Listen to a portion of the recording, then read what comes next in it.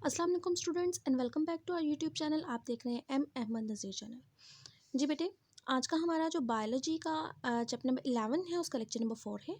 पिछले लेक्चर में हमने देखा था स्ट्रक्चर ऑफ किडनी। ठीक है, हमने urinary system of human start किया था। यूरिनरी सिस्टम ऑफ ह्यूमन में हमने उसके कंपोनेंट्स देखे थे क्या क्या होते हैं। उसके बाद हमने स्ट्रक्चर ऑफ किडनी देखा था। अब है हमारा स्ट्रक्चर ऑफ नेफ्रॉन। तो स्ट्रक्चर ऑफ नेफ्रॉन क्या है?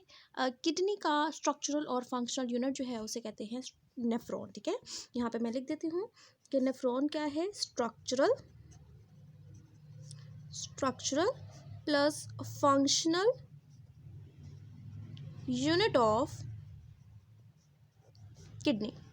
ठीक है, कि जो किडनी है उसका जो स्ट्रक्चर फॉर्म करता है और उसमें जो फंक्शन परफॉर्म करता है वो नेफ्रॉन है। अब जो नेफ्रॉन है बेटे, एक किडनी के अंदर ऑलमोस्ट 1 मिलियन से ज़्यादा नेफ्रॉन मौजूद होते हैं। ठीक है, 1 मिलियन से ज़्यादा नेफ्रॉन एक किडनी में मौजूद होते हैं, तो दोनों किडनी में मिला के बहुत ज़्यादा हो सकते हैं। तो नेफ्रॉन जो है इसका आज हम स्ट्रक्चर देखेंगे और कल की वीडियो में हम इंशाल्लाह फंक्शन ऑफ किडनी देखेंगे कि किडनी का फंक्शन क्या है और किस तरह से नेफ्रॉन जो है उसका फंक्शन कंप्लीट करवाता है। तो आप देखिए बेटा, ये मैंने यहाँ पे ड्रॉ किया है, ये है नेफ्रॉन का स्ट्रक्चर। तो बेटे जो नेफ्रॉन है, नेफ्रॉन के बेटे दो पार्ट्स होते हैं। नेफ्रॉन के दो मेन पार्ट्स होते हैं। ये 9th क्लास में आप 8th क्लास में आपने पढ़ा हुआ है। नेफ्रॉन के दो पार्ट्स हैं। कौन सा होता है? पहला होता है रेनल कॉर्पसल, दूसरा होता है टिब्यूल। ये जो टिब्यूल पार्ट है ना, ये सारी नालियाँ नालियाँ ही होती हैं, यानी कि टिब्यूलर पार्ट पर ही कंसिस्ट करता है। जबकि जो कॉर्पसल है इसमें टिब्यूल्स नहीं होती हैं। तो रेनल कॉर्पसल मजीद दो पार्ट्स में डिवाइड है, ग्लोमेरुलस और बोमेंस कैप्सूल। और जो रेनल टिब्यूल है इसमें सारी टिब्यूल्स इंक्लूड हैं। तो देखते हैं, सबसे पहले जो क्या है ये है ग्लोमेरुलस।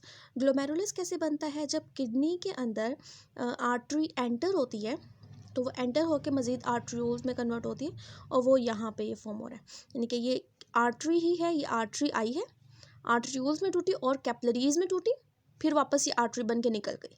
ये जो है अफरेंट आर्टरी होगी और ये इफरेंट आर्टरी होगी। अफरेंट मीन आने वाली आर्टरी, एंटर होने वाली, और इफरेंट मीन एग्जिट होने वाली आर्टरी। ठीक है, क्योंकि यहाँ पर एक्सचेंज ऑफ गैसेस नहीं हुआ इसलिए हम इस आर्टरी और वेन की बजाय दोनों ही आर्टरी ही कहलाएंगी। तो ये जो टफ्ट ऑफ कैपिलरीज होता है उसे ग्लोमेरुलस कहा जाता है। ठीक है, तो पहला पार्ट हो गया ग्लोमेरुलस। दूसरा जो कप शेप स्ट्रक्चर आपको एक नज़र आ रहा है इसे कहते हैं बोमेंस कैप्सूल। ठीक है, तो ग्लोमेरुलस और बोमेंस कैप्सूल क्या हो गए? ये दोनों मिलके बन गए हैं रीनल कॉर्पसल का स्ट्रक्चर। उसके बाद क्या है? उसके बाद ये जितने भी आपको ये ट्यूब्यूलर स्ट्रक्चर नज़र आ रहा है, ये सारा का सारा ट्यूब्यूलर स्ट्रक्चर क्या है? ये रीनल ट्यूब्यूल में आता है। तो पहला जो यहाँ पे है ये है प्रॉक्सिमल कन्वोल्यूटेड ट्यूब्यूल। जो इसके करीब मौजूद है वो है प्रॉक्सिमल कन्वोल्यूटेड ट्यूब्यूल। और इसके बाद ये कन्वोल्यूटेड का मतलब क्या है? ये थोड़े यहाँ पे कह लें आप कॉइल्स है ना, मतलब ये बिल्कुल सीधी नहीं है, टेढ़ी मेढ़ी है, तो इसे कन्वोल्यूटेड पार्ट कहते हैं। प्रॉक्सिमल का मतलब होता है जो करीब हो। यहाँ पे जो डायरेक्शन हमारी स्टार्ट हो रही है, यानी कि ट्यूब्यूल स्टार्ट हो रही है वो ग्लोमेरुलस और बोमेन कैप्सूल से निकल रही है, तो ये इसके पास है इसलिए ये प्रॉक्सिमल कहलाएगा, प्रॉक्सिमल कन्वोल्यूटेड ट्यूब्यूल कहलाएगा। ये यू शेप स्ट्रक्चर में कन्वर्ट होता है मजीद। ये देखिए ये यू शेप है, ये देखिए ये यू शेप स्ट्रक्चर है। इस यू शेप स्ट्रक्चर को कहते हैं लूप ऑफ हेनले। यहाँ पे इसका किले का नाम नहीं लिखा हुआ, क्या है? लूप ऑफ हेनले, ये इसका नाम है। इस लूप ऑफ हेनले के दो पार्ट्स हैं। दो पार्ट्स कैसे हैं कि हमें नज़र आ रहा है कि ये पहले नीचे जा रही है ये ट्यूब्यूल और फिर ऊपर को जाएगी। जब ये नीचे को आती है तो इसे कहते हैं डिसेंडिंग लूप ऑफ हेनले, और जब ये ऊपर जाएगी इसे कहेंगे असेंडिंग लूप ऑफ हेनले। ठीक है, ये ऊपर जाके फिर से कन्वोल्यूटेड पार्ट बना देगी। उस कन्वोल्यूटेड पार्ट को हम कहेंगे डिस्टल कन्वोल्यूटेड ट्यूब्यूल।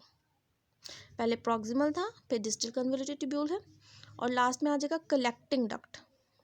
यानी कि यहाँ पर जो भी प्रोडक्ट हमारा बना है इन सारे ट्यूब्यूल्स में से गुजर के जब वो यहाँ तक पहुँचेगा तो इस जगह पर कलेक्ट होगा। और ये जो आपको नज़र आ रही है ये वाली पार्ट, ये वाला पॉइंट, ये वाला पॉइंट, ठीक है, ये जितने भी पॉइंट्स आपको नज़र आ रहे हैं ना बेटे, ये वो पॉइंट्स हैं जहाँ पर जो है काफ़ी ज़्यादा डिस्टिल ट्यूब्यूल जो है वो एंटर होती है। जैसे ये इस पॉइंट से एंटर हो रही है, यहाँ से कोई और डिस्टिल ट्यूब्यूल एंटर होगी, यहाँ से कोई और, यहाँ से कोई और, इधर से इधर से। तो काफ़ी ज़्यादा डिस्टिल ट्यूब्यूल जो है डिफरेंट पॉइंट से एंटर होती है। कहाँ? एक ही कलेक्टिंग डक्ट में।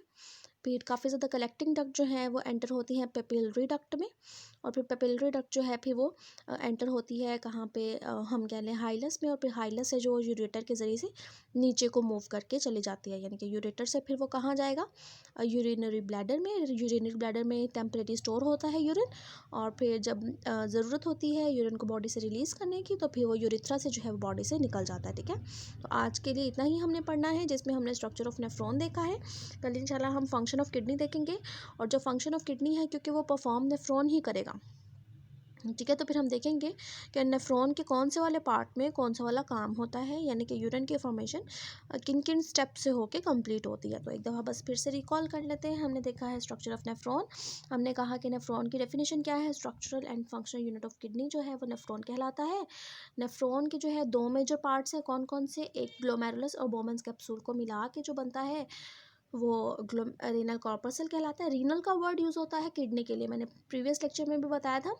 ठीक है, तो रीनल कॉर्पसल मींस कि किडनी के अंदर नेफ्रॉन जो पाया जाता है उसके ये दो पार्ट्स, और फिर बाकी renal tubules, proximal convoluted tubule, descending loop of Henle, ascending loop of Henle, distal convoluted tubule, collecting duct, और लास्ट में आता है पेपिलरी डक्ट। ठीक है, तो ये इसके स्ट्रक्चर है। यहाँ से आपको सवाल आ सकता है draw the diagram of nephron, या फिर give structure of nephron. Structure of nephron अगर आएगा तो आप बताएंगे कि कितने पार्ट्स हैं, किस किस तरह के पार्ट होते हैं। पहला कन्वोल्यूटेड पार्ट जो है वो प्रॉक्सिमल कहलाता है, दूसरा कन्वोल्यूटेड जो है वो डिस्टल कहलाता है, यू शेप स्ट्रक्चर को लूप ऑफ हैंडले कहते हैं।